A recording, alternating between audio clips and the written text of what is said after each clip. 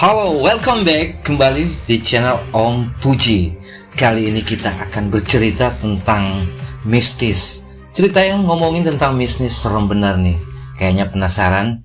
Kisahnya berikut ini. Kisah yang satu ini diambil dari cerita seorang narasumber. Sebut saja nama tersebut Alung.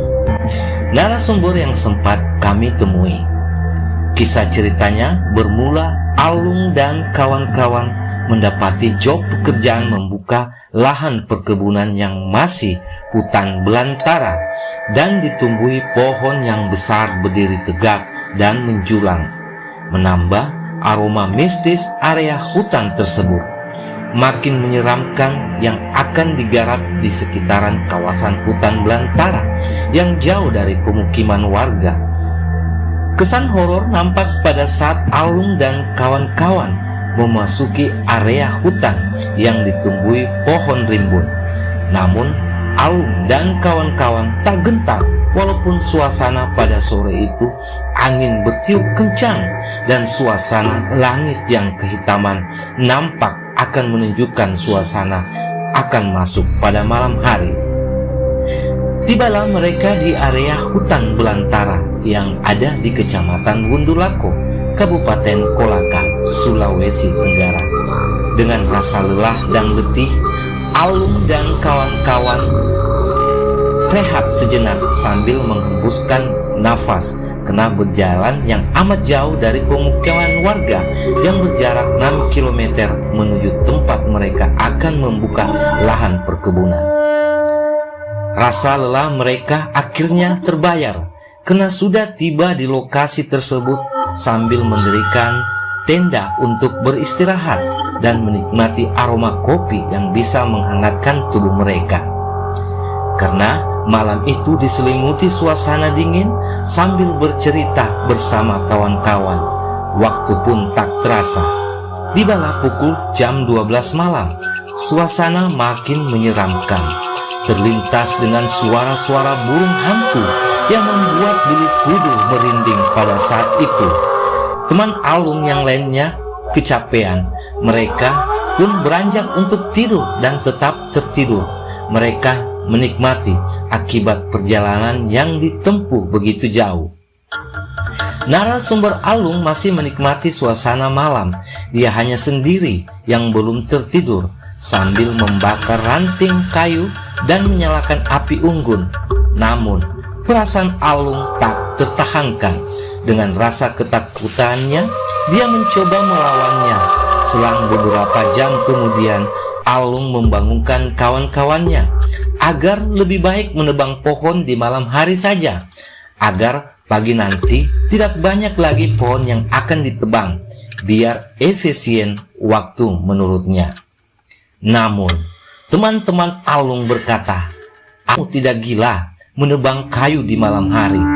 Tapi Alung tetap membujuk teman-temannya untuk menebang pohon. Alhasil, mereka sempat menebang beberapa pohon tersebut. Rasa ketakutan, kesan mistis mulai terpancar dan dekat terasa di kuping. Bunyi burung hantu dan makhluk astral yang menampakkan dirinya sekejap lalu menghilang begitu saja. Rasa Alung makin menambah rasa ketakutannya. Akhirnya mereka mengurungkan niatnya untuk berhenti dan mencoba beristirahat lagi. Tak diduga, tiba-tiba Alung melihat sinar dari kejauhan makin mendekat. Mereka, teman-teman lainnya sudah ketakutan bukan main. Sinar tersebut makin mendekati Alung. Apa yang terjadi?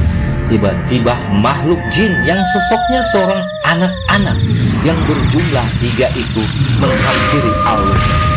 Makhluk astral itu sosok seorang perempuan dan 2 orang laki-laki. Dengan rasa ketakutan, tiba-tiba anak itu duduk di kaki Alung. Alung kemudian kaget bukan main. Mulut Alung gemetar dan keringat berkucur di sekujur tubuhnya. Teman Alung, sebut saja namanya Amir, juga dihampiri jin tersebut. Akhirnya, Alung memberanikan diri berkomunikasi dengan sosok anak jin tersebut yang berperawakan wajah putih dibalut busana putih yang menakutkan. Alung berkata, "Apa yang kalian ambil dan lakukan di sini?" Jin wanita tersebut menjawabnya bahwa ini rumah kita tinggal di sini. Alung kemudian bertanya lagi pada anak jin wanita tersebut, "Orang tua kalian di mana?" Anak tersebut menjawab lagi, "Kami tidak mempunyai seorang orang tua." Anak jin tersebut berkata, "Maukah kamu memelihara kami?" Alung dan kawan-kawan cuma terdiam dan tak tahu apa yang harus dikatakan. Dengan rasa ketakutan yang terpancar di wajah Alung, anak jin berkata lagi, "Kalau kalian ingin memelihara kami, itu tempat saya," sambil menunjukkan pohon yang besar itu. Anak jin itu berkata lagi, "Aku akan menunggu kalian kapanpun kalian mau. Aku menunggu kalian kalau kalian ingin memelihara kami." Menurut anak jin tersebut,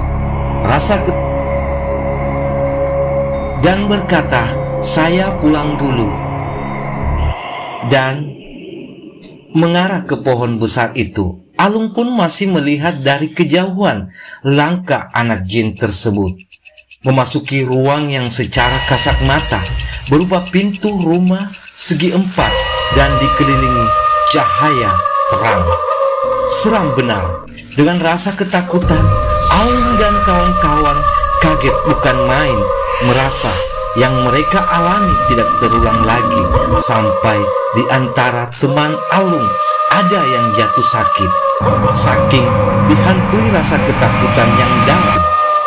Menjelang pagi, mereka segera bergegas meninggalkan tempat tersebut, dan mereka berkata tidak akan kembali bekerja lagi di tempat tersebut. Mungkin rasa ketakutan yang masih menyelimuti Alung dan kawan-kawan. Demikianlah cerita mistis yang diangkat oleh Om Puji Channel. Jangan lupa subscribe dan bunyikan lonceng notifikasinya biar kalian update tentang mengenai mistis yang ada di Nusantara. See you.